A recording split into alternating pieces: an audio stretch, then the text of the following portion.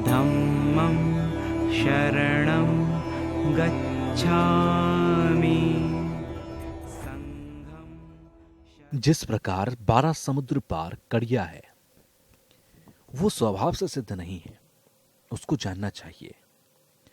तो इस प्रकार कहने की बात यह है कि प्रज्ञा के रूप में उसे स्पष्ट किया जाता है, और प्रज्ञा की जितनी भी जानने की चीजें हैं उनको प्रज्ञा के द्वारा जांच पड़ताल करनी चाहिए। जैसे कि क्वांटम फिजिक्स की बात करें तो वो भी आज बौद्ध धर्म के साथ साथ चल सकता है। ऐसी बात नहीं है कि बौद्ध धर्म क्वांटम फिजिक्स को साथ चलने का दावा कर रहे हैं, बल्कि जो बौद्ध धर्म के अनुसार जो वास्तविकता है या विज्ञान के अनुसार जो वास्तविकता है, उन्हीं के अनुसार उसकी जांच पड़ताल की जाती है। जिस प्रकार भगवान बुद्ध ने कहा कि स्वभाव पे सिद्ध नहीं है, उसी प्रकार वैज्ञानिक भी देख सकते हैं कि जो भी है वो स्वभाव से सिद्ध नहीं है। तो इस आधार पर देखा जाए तो एक जैसे ही दिखता है। जब हमारे अंदर द्वेष उत्पन्न होता है तब हम अपने मन में बहुत सी बुरी भावना बना लेते हैं। तो जितने भी धर्म हैं वो हमारे विचारों के कारण उत्पन्न होते हैं, जैसे कि ग्रंथों में कहा गया है, और वैज्ञानिकों के भी अनुसार इन दोनों का अगर आकलन किया जाए तो ये समान होते हैं। मेरे बहुत सारे वैज्ञानिक मित्र हैं जिनके साथ लगभग 30 सालों से चर्चा करता आ रहा हूं। वो मेरे परिचित हो चुके हैं। जब मैं उन्हें कहता हूं कि कोई भी चीज किसी चीज पर निर्भर होकर अस्तित्व में आती है तो वो इस बात को काफी पसंद करते हैं। वो भी ऐसा मानते हैं कि कोई भी चीज निर्भर होने के बाद ही अस्तित्व में आती है। अगर क्वांटम फिजिक्स की बात के अनुसार मैं देखूं तो जब हम मैं या वो की व्याख्या करते हैं और फिर उसको जब ढूंढा जाए तो ये ढूंढने से नहीं मिलता। इस प्रकार जो भावना है या इस प्रकार ये जो भावना है या इस प्रकार के जो सिद्धांत हैं उसे तो वैज्ञानिक लोग भी मानते हैं। तो सबसे पहले हमें 3 प्रकार की प्रज्ञा को समझना चाहिए। जो श्रुति में प्रज्ञा है उसे जानना चाहिए। श्रुति में प्रज्ञा जैसे ग्रंथों को पढ़ लेना, किताबों को पढ़ लेना, उससे हमें जानकारी मिल जाती है, लेकिन ये स्थिर नहीं हो सकती। इसके बाद बार बार उसका परीक्षण करना चाहिए, उसके बारे में सोचना चाहिए। जैसे कि जरीपुंजो ने कहा कि किसी भी बात को अगर आप सुने तो उसका रात दिन परीक्षण करना चाहिए, उसके बारे में सोचना चाहिए। जैसे कि जरीपुंजो ने कहा था, तो सोच विचार करना चाहिए, और सोच विचार ऐसा करना चाहिए कि जो बात कही जा रही है वो हमारे अनुभव पर खरी उतर रही है या नहीं। इसको मानने से कोई हानि या फिर नहीं होने जा रही, या फिर इसको नहीं जानना चाहिए। तो अगर हम इस बात को विज्ञान से जोड़कर देखें तो इसमें विरोधाभास कहां उत्पन्न हो रहा है। इस प्रकार से उसकी जांच पड़ताल करनी चाहिए। तो 4 प्रकार के ज्ञान होते हैं: शून्यता का ज्ञान, प्रतिस्मत का ज्ञान, आदि आदि। तो 4 तरीके से ये हैं और इनका परीक्षण किया जाता है। विज्ञान के लोग भी शून्यता के ज्ञान को मानते हैं। और दूसरी बात, जो प्रतिस्मत का निर्भरता का सिद्धांत है, जो कर्म फल के सिद्धांत के बाद होता है।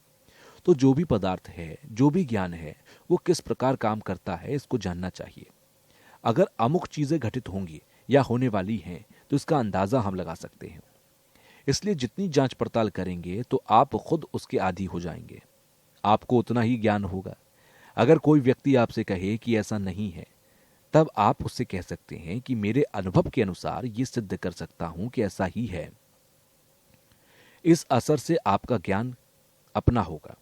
तो हमेशा कारण को जानना चाहिए और विचार करना चाहिए। जब आपके कारण या परीक्षण के बाद कोई वस्तु सिद्ध हो जाए तब चिंतन प्रज्ञा के द्वारा हम कह सकते हैं कि चिंतन में प्रज्ञा होती है। जैसे कि जब हम पैदा होते हैं तो हमारे पैदा होने के साथ ही हमारे अंदर मैं की भावना होती है। फिर धीरे धीरे जैसे हम बड़े होते हैं तो हमारे अंदर जो मैं की भावना है वो नष्ट हो जाती है। उसके बाद हम समझ सकते हैं कि जो मैं और तर्क की बात है वो किस तरह है, जो परहित की बात है उसको और बढ़ाना चाहिए। तो किस प्रकार की बातें जो हमारे प्रज्ञा पारमिता नामक जो परिच्छेद हैं, बोधचर अवतार में जो उसमें आ जाएगा कि किस प्रकार आत्मसंता की बात करने की कोशिश करनी चाहिए। जैसे कि हम कहते हैं कि मेरा शरीर, मेरा चित्त, तो आप दोनों में चित्त बताने वाला कहां है ये जानना चाहिए। जैसे कि मैं कहूं कि आप रशियन लोग बैठे हैं और आप लोगों के साथ मैं दलाई लामा बैठा हूं, तो मैं जहां तक देख रहा हूं तो रशियन लोगों के शरीर को देख रहा हूं, और आप लोग जब मुझे देख रहे हैं तो मेरे शरीर को देख रहे हैं। तो मेरा दिमाग और मेरी सोच कैसी है, इसका आप अंदाजा लगा सकते हैं। और आप अंदाजा तभी लगा सकते हैं जब आप मुझे सुन रहे हैं। जब आप मुझे देखेंगे तो आप मेरा शरीर देख सकते हैं, लेकिन आप मेरा मैं नहीं देख सकते। अगर आप परीक्षण करेंगे तो नहीं मिलेगा। जिस प्रकार अगर हम किसी पुष्प को देख रहे हैं, उसके रंग, उसके आकार, उसकी सुंदरता को, तो वो हमें एक पुष्प नजर आएगा। लेकिन अगर हम पुष्प की पंखुड़ी अलग कर दें, उसकी डाली अलग कर दें और उसे कई भागों में बांट दें, तो हमें वो पुष्प नहीं दिखाई देगा। इसी तरह कॉन्ट्रा फिजिक्स में भी ये काम करता है। तो आखिर शून्यता को जानने से हमें क्या फायदा है? शून्यता की बात करने से हमें क्या लाभ होगा? तो शून्यता का अर्थ यहां यह होता है कि इससे लाभ भी होता है कि जो हमारे अंदर अहंकार होता है, मैं की भावना होती है, उसको कम करने में फायदा मिलता है। दूसरों को जो हम महत्व नहीं देते, तो शून्यता से हमारे अहंकार की भावना कम होगी। फिर अहंकार को कम करने का क्या फायदा है, ये जानने की कोशिश करनी चाहिए।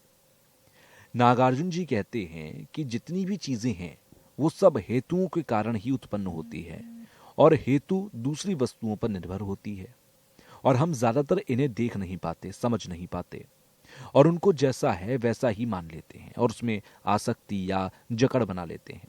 तो जो हमारी आसक्ति या जकड़ है वही अज्ञानता है।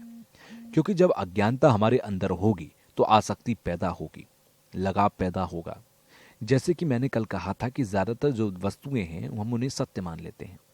इनका अस्तित्व ऐसा ही है जैसा हम देख रहे हैं। ये बातें हमारे मन के द्वारा आरोपित की जाती हैं। जब ऐसा चित्त या मन पैदा हो जाता है, फिर आसक्ति पैदा होती है।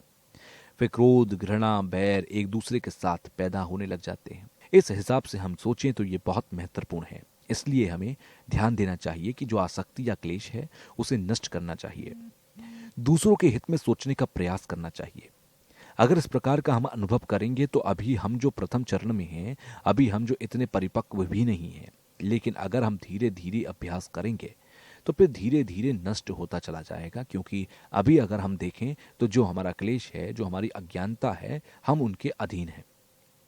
तो ये एक बार में संभव नहीं हो सकता, ये बार बार अभ्यास करने से ही संभव होगा। बार बार अभ्यास करने की कोशिश करनी चाहिए। ये जानना चाहिए कि अगर बौद्ध सत्य बनने की व्यवस्था है तो उसके बाद भी सम्मुख बुद्ध बन सकते हैं। तो इन चीजों को पहले जानना चाहिए। तो अगर किसी बुराई के प्रति या किसी क्लेश को नष्ट करने का अगर हमारे पास एंटीडोट हो, तो उस क्लेश, उस अज्ञानता को धीरे धीरे नष्ट किया जा सकता है। तो बिना शून्यता के हम क्लेश को नष्ट नहीं कर सकते। अगर हम ये जान लें कि हमारे क्लेश को हम ही नष्ट कर सकते हैं, तो उसको नष्ट करने के लिए करुणा में चित्त उत्पन्न करना जरूरी है। दूसरों के हित के लिए अपने चित्त को उत्पन्न करना चाहिए। पहले तो हमारा चित्त दूसरों के लिए इतना शुद्ध नहीं होगा, लेकिन फिर धीरे धीरे उसे बढ़ाते रहना चाहिए, और वो तभी संभव हो सकता है जब साथ में प्रज्ञा हो, क्योंकि बिना प्रज्ञा के शून्यता को नहीं समझा जा सकता। फिर जैसे जैसे आपकी प्रज्ञा बढ़ती जाए, फिर जो आपके मार्ग हैं उसमें प्रवेश हो सकते हैं, और फिर धीरे धीरे सभी मार्गों को प्राप्त किया जा सकता है। प्रयोग मार्ग को भी हम 3 भागों में बांट सकते हैं। जब तक हम इन्हें पार नहीं करेंगे, तब तक जो हमारी भूमियां हैं, जो भूमियां होती हैं, द्वितीय भूमि से लेकर बोधित्व भूमि तक जो भूमियां हैं, हम उन्हें प्राप्त नहीं कर सकते। तो दर्शन मार्ग आदि से प्रवेश होते हुए हम बोधित्व को प्राप्त कर सकते हैं। जिस प्रकार से हम एकदम चलते हैं, उसी प्रकार से 5 मार्ग हैं, उनमें प्रवेश करते हुए हम हमारे क्लेशों को नष्ट कर सकते हैं। ऐसा अभ्यास करेंगे तो हम परम सुख को प्राप्त कर सकते हैं और अहम पद को प्राप्त हो जाएंगे। जो 8वीं भूमि है, वहां से क्लेश नष्ट होना शुरू हो जाता है। 3 हमारी शुद्ध भूमियां हैं, और इन तीनों भूमियों से आगे जाकर जो 8वीं भूमि है, जो शुद्ध मार्ग कहे जाते हैं, तो वहां से हमारे क्लेश नष्ट होना शुरू हो जाते हैं। तो उससे पहले हमें जो शून्यता का अभ्यास करना है उसे करना चाहिए। तो जब हमारा चित्त छोटा हो जाए, तो उस समय जो हमारा क्लेश है, हमारी आसक्ति है, स्वयं की आसक्ति है, और जो मैं की भावना है, वहां पर रुक नहीं सकती, वो नष्ट हो जाती है। इसलिए अगर हमारे चित्त की वास्तविकता देखी जाए तो वो शून्यता होती है। नागार्जुन के शिष्य नागाबोधि ने कहा कि क्लेश को नष्ट करने के लिए 3 प्रकार हैं। अगर तीनों को हम नष्ट ना करें, शील, समाधि, प्रज्ञा, तो जन्मों जन्म तक जाने के बाद भी हम क्लेश को नष्ट नहीं कर सकते। उनके द्वारा जो हमारी वज्र रूपी समाधि होती है, उसे पाने के लिए क्या किया जा सकता है? तो इस प्रकार से किस चीज को नष्ट करना चाहिए कि दोबारा वो उत्पन्न हो सके, अर्थात उसे पूर्ण रूप से नष्ट करना चाहिए। इसी प्रकार अगर हम कर्म करेंगे तो जो बोधि है उसे प्राप्त कर सकते हैं। हम लोगों का जो गंतव्य स्थान है, जहां हमें पहुंचना है, तो हम सभी का ये उद्देश्य होना चाहिए कि किस प्रकार से हम सर्वज्ञ बने। तो इस वजह से हम धर्म का अध्ययन करते हैं और इस प्रकार से हम बुद्ध धर्म का अध्ययन करते हैं, पढ़ाई करते हैं। अगर हम कहें कि हम बौद्ध धर्म को सीखते हैं, लेकिन हम ये ना जाने कि बौद्ध धर्म को सीखने से क्या फायदा है और जो क्लेश है उसे कैसे नष्ट किया जा सकता है, तो ऐसी स्थिति में हमारा कुछ नहीं हो सकता। मान लीजिए हम कोई तीर चलाएं और उसका निशाना सही नहीं लगे, तो ऐसी स्थिति में हम एक समय पर खुद को भी नुकसान पहुंचा सकते हैं। इसलिए बौद्ध धर्म पढ़ने का भी हमारा जो टारगेट है, वो हमारा बोधत्व प्राप्त करने का उद्देश्य होना चाहिए। जैसे प्रज्ञा पारमिता सूक्त में कहा गया कि रूप भी शून्य है, इसमें जो भी शब्द आता है तो ये शब्द आपकी भाषा में है या नहीं। तो चाइनीज भाषा में जो भी शब्द आता है उसमें ये देखने को नहीं मिलता। 5 स्कंद भी शून्य है, ऐसा शब्द भी नहीं आता, जबकि पाली और तिब्बती भाषा में देखने को मिलता है। चाइनीज भाषा में भी शब्द ना होने से जापान, कोरिया आदि देशों में भी नहीं मिलता। तो फिर मैंने ये पूछा कि ये शब्द संस्कृत में है या नहीं, तो ये शब्द संस्कृत में देखने को मिलता है। और भी शब्द होने से बहुत ज़्यादा फायदा होता है। जैसे प्रथम धर्म चक्र उपदेश में खासकर भगवान बुद्ध के मुद्गल निर्यात के बारे में जो उपदेश हैं, प्रथम चक्र में केवल मुद्गल ही निर्यात नहीं है, बल्कि उसके अतिरिक्त भी जितने स्कंद हैं या धर्म हैं वो भी निर्यात है। ऐसा करने से यहाँ लाभ होता है। जैसे कि रत्नावली में भी कहा जाता है कि रत्नावली में पुद्गल निर्यात को कहा गया और जो स्कंद हैं इसका आदि के बारे में, उस निर्यात के बारे में कहा गया। अगर हम ठीक से नहीं समझेंगे तो पुद्गल निर्यात को आसानी से नष्ट नहीं किया जा सकता। रत्नावली में ये बातें स्पष्ट रूप से कही गई हैं। जैसा कि हम लोग आम तौर पर कहते हैं कि मैं, इसमें जो शब्द मैं है वो स्कंद से हटकर किसी मैं के बारे में बात करता है। जैसे कि मान लीजिए नाम के लिए कोई तशी है, या तशी का नाम तभी लिया गया जब उसके 5 स्कंदों को जोड़कर देखा गया तो उसका नाम तशी दिया गया। तशी का जो मैं है उसमें 5 स्कंद आ गए। ताशी का जो मैं है उसमें जो आत्मा है उसको नकारना है, तो इन 5 स्कंद से अस्तित्व में नहीं आई है, इसको जानना चाहिए। इसलिए पुद्गल निर्यात्म या धर्म निर्यात्म में जो 2 प्रकार के निर्यात्म हैं उन्हें समझना चाहिए। जैसे प्रज्ञा पारमिता में भी शब्द आता है, तो इस प्रकार से ये जो धर्म परिचय के रूप थे, या आज जहां बोधचर अवतार ग्रंथ का शुभारंभ होगा, श्लोक नंबर 72 से आगे, यदि प्राण दंड के बदले एक हाथ काटकर जीवन रक्षा की जा सकती है तो हाथ काटना बेहतर है। वैसे ही इस मानव जीवन की पीड़ा दूर हो सकती है तो कष्ट सहन करना उचित है। जब हम साधारण दुख भी नहीं झेल पाते तो नरक के दुख कैसे झेल सकते हैं। अब तक हमने जितने भी दुख झेले हैं वो ना हमारे कल्याण के लिए हुए और ना ही दूसरों के। जैसे कि आज के जीवन में हम लोग कोई खेल कूद इत्यादि के द्वारा, तो बहुत सारे लोग ऐसे हैं जो नाम प्राप्त करने के लिए, जैसे साइकिल चलाना या जिम्नास्टिक आदि करने के लिए लोग मेहनत करते हैं। एक मोहम्मद अली जो हैं उनको मैं जानता हूं, जो बॉक्सिंग करते हैं, वो काफ़ी प्रसिद्ध भी हैं। एक बार जब मैं उनसे मिला तो वो काफ़ी बुजुर्ग हो चुके हैं। तो जो शरीर का अभ्यास है वो आवश्यक है, लेकिन जब उम्र ढल जाए तो कुछ नहीं किया जा सकता। तो ऐसा संभव नहीं हो सकता कि हम बुजुर्ग हो जाएं फिर भी वैसे ही रहें। तो बहुत से लोग ऐसे होते हैं जो ये सोचते हैं कि एक बार मेरा नाम हो जाए तो इस प्रकार की जो चीज़ें हैं वो केवल क्षणिक मात्र के लिए ही होती हैं, हमेशा के लिए नहीं होती। तो ऐसे में हमें शांति और धैर्य का अभ्यास करना चाहिए। अगर हमारे मन में परेशानी है तो बिना धैर्य के अभ्यास करें, हम इसे नष्ट नहीं कर सकते।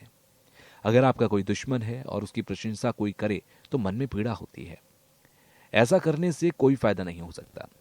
यदि आपको शत्रु की प्रशंसा सुनकर दुख या क्रोध होता है तो आपको अपने आप को यह कहकर समझा लेना चाहिए कि शत्रु की प्रशंसा कर आनंद लेने वाले तुम भी आनंद क्यों नहीं लेते। इसलिए जब कोई आपके शत्रु की बुराई करे तो उससे कभी दुखी नहीं होना चाहिए। भले ही वो आपका दुश्मन हो, लेकिन वो दूसरे का तो मित्र हो सकता है। तो आपको ये सोचना चाहिए कि चलो कोई उसकी प्रशंसा तो कर रहा है तो उसे भी खुशी मिलेगी, ये अच्छी बात है। इस प्रकार का आनंद सुख का साधन है और बुद्ध और बौद्ध में भी इसका निषेध नहीं है। दूसरे लोग भी आपके प्रति नम्र रहेंगे। तो ये अच्छी बात है। अगर आप किसी की प्रशंसा करें और उसकी बुराई ना करें। अगर कोई दुश्मन है तो वो बहुत ज्ञानवान है, तो उसकी प्रशंसा करने में कोई बुराई नहीं। अक्सर यही होता है कि जिसे आप पसंद नहीं करते, उसकी कोई प्रशंसा करे तो आप दुखी होते हैं। प्राणी मात्र के सुख के लिए बौद्ध चित्त उत्पन्न करने की दूसरों की प्रशंसा से दुखी होना उचित नहीं है। बौद्ध चित्त का उद्देश्य दूसरों को सुखी करना होता है, क्योंकि जब आप एक व्यक्ति के लिए खुश नहीं हो सकते तो आप ये कैसे कह सकते हैं कि सभी के सुखों के लिए मैं बौद्ध चित्त उत्पन्न करूंगा। उदाहरण के लिए, जिस प्रकार कोई मित्र बंधु जिसका हमें पालन पोषण करना है, यदि वो अपनी टांग पर खड़ा होकर हमारे बोझ को हल्का कर देता है तो स्वयं प्रसन्न होना स्वाभाविक है। अगर क्षणिक समय के लिए किसी को सुख मिलता है तो वो अच्छी बात है, ऐसी भावना रखनी चाहिए। कभी भी ईर्ष्या पैदा नहीं करनी चाहिए। कोई लाभ सत्कार पा रहा हो, उसे देने के लिए किसी लाभ सत्कार की आवश्यकता नहीं। वो लाभ सत्कार जब हमें मिलने वाला ही नहीं तो ईर्ष्या द्वेष करना निरर्थक है। जब आप किसी को पसंद नहीं करते और उसे कोई कुछ देता है तो दुख करने से कोई फायदा नहीं होगा। दूसरों के लाभ सत्कार के प्रति ईर्ष्या द्वेष आदि से हमारी कीर्ति का नाश होता है। अगर आप प्रसिद्धि प्राप्त करना चाहते हैं या नाम कमाना चाहते हैं तो ऐसे काम करना चाहिए। दूसरा अगर नाम कमा रहा है या प्रसिद्धि पा रहा है तो उसके प्रतिकार करने से कोई फायदा नहीं। शत्रु को दुख में देख के अपनी ओर से प्रसन्नता प्रकट करना निरर्थक है। तो दूसरों की बुराई करने से कोई फायदा नहीं होता। तुम्हारी इच्छा के अनुकूल दूसरों के दुखी होने से, उसके दुख से तुम्हें क्या मिलने वाला है? यदि तुम्हारा मनोरथ है तो ये तुम्हारा सबसे बड़ा पाप कर्म होगा।